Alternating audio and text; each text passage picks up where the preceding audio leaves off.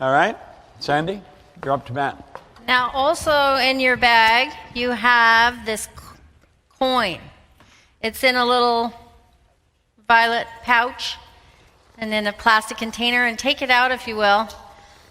And you see on one side is the G for your goal, and feel how nice and smooth it is. You want to keep this in your pocket. It says, my desire is moving into form. That's on the G side. Now on the E side, that's your environment, and feel how rough that is. And it says, choose your friends wisely. Now I want you to think about that. We're going to get into the ABCs of goals. But if you come up with a goal here that is a C goal, then most of the people in your life outside this seminar room are not going to be in harmony with your goal. So if you look at the 5 people you spend the most time with and you look at their results, your results are likely to be very similar. But because we become what's going on in our environment, the people we spend time with. So if you come up with your goal and you move towards your goal, you're going to want to carefully choose the people you hang around with. Like Phil's accountability group. You know, they're all feeding each other. They're all holding each other accountable, helping to move forward. I wish I had an accountability group back when I went to that first seminar, because it was rough. And so if things are becoming rough in your environment, keep focused on the goal. And if you need a reminder, take this coin out of your pocket and just feel the rough side and then feel the smooth side. And you'll find as you move down this path of going after a big C goal, you're going to reshape your whole environment, including the people that you spend time with and what you attract to you. So this is a really great tool. Thanks, Sandy. You also have a goal card. I love the quote on this card. It's by Earl Nightingale. He said, this great dream, this surging, dynamic thing invisible to all of the world, except to the person who holds it, is responsible for every great advance of humankind. We put this in a plastic sleeve for a reason. You can carry it loose in your purse or your pocket.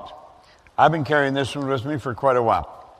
I've been carrying a gold card since 1961, 62, 61. Okay. Everywhere I go, I've got this. Now, why do we do it? Well, first of all, your goal should be written in the present tense. That's why we start it for you by saying, I am so happy and grateful now that. So everybody starts their goal the same way. I'm so happy and grateful now that, and then you write your goal in the present tense. Here's what you want to grasp. The second you decide on a goal, you can see it in your conscious mind. If you can see it in your mind, you've got it on an intellectual level. The second you turn it over to your emotional mind, that's the feeling side of you, you've got it there.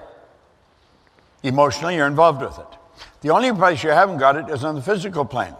And that is because a period of time must elapse before that idea will move into form. Okay? All seeds have a gestation or an incubation period. Now, we know what the gestation period is for most physical seeds. For spiritual seeds, and that's what an idea is, we don't know what the gestation period is, so we guess. So you can put a date, but understand you're guessing at the date. You don't know how long it's going to take to move into form.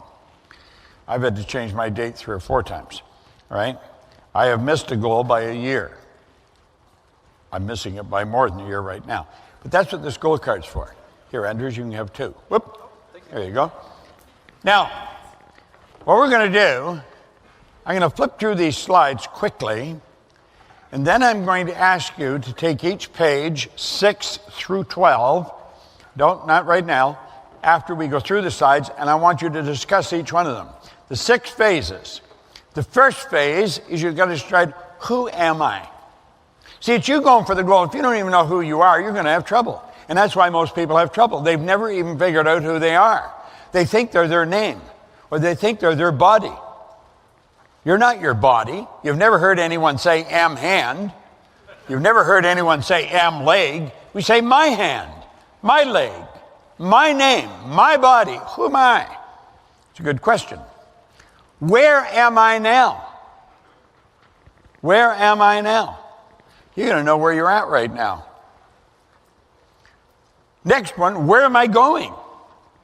These are basic questions. Think. 6 phases. Who am I? Where am I? Where am I going? These are so simple, hardly anybody has the answer to them. Then your critical choice. What is your critical choice?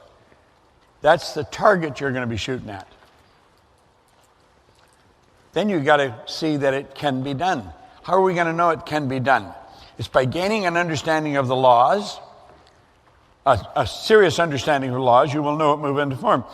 See, there's one thing that Sandy has going for her, Phil has going for him, Bob's got going for him, for me, is we don't wonder when we set a goal if it's going to happen. We know it's going to happen. How do we know? We know from past experience. You just do this for a little bit of time and you will know. You won't wonder whether it's going to happen, you know. Now, the people around you may not know. People around you may think you're a little strange. People around you may think that you're really, stretching it. I was going to Malaysia one time. I was running back and forth between Kuala Lumpur and Toronto every month for about 5 years. And as I often mention, it's 25 hours in the air one way. If you go any further, you're coming back. It's as far as you can go from Toronto without coming back. So it didn't matter which way I went. Sometimes I go through LA, sometimes I go through London. I go around one way or I go around the other way. It didn't really make any difference. It took the same length of time. Well, why am I even telling you that? Oh, yeah. I spend time on the plane working with ideas or numbers. Well, on this one plate, I wrote down a 1 and 6 zeros, $1 million. And I had earned $1 million a long time before, and I thought, what's so different about people that earn millions of dollars and people that think it's your fantasy? What is the difference? And it suddenly, I was playing for quite a while before it dawned on me. They don't just have one source of income. They have multiple sources of income. I didn't come up with multiple sources of income right away. I have many, a lot of sources. And I narrowed it down. We eventually called it MSIs, multiple sources of income. Well, then I thought of some other people that I knew that had earned that kind of money, that were in this business. And I thought of Mark Victor Hansen. And so I got into Kuala Lumpur, and I phoned Mark. I actually woke him up. And I got him excited. I said, why don't we run a program where we teach people how to earn $1 million by setting up multiple sources of income? God, he loved the idea. He later told me he couldn't go back to bed after that. Well, we did, and we called it the $1 Million Forum. And that's where the Chicken Soup for the Soul books came from. We were teaching people how to originate an idea and turn it into $1 million. Well, I remember he came to me and he said, we're going to write books. He said, you got lots of stories. Give me some stories. So we give him some stories. And he said, we're going to sell this book. We're going to sell 50 million before the turn of the century. I think it was around 1991 or 92. I've forgotten when it was. And I thought, this guy's smoking something. Now, mind you, we're teaching people they can do anything. And yet I'm thinking, he is nuts. 50 million. And if you sell 1 million books, you're doing well. Well, they didn't sell 50 million. They sold 72 million.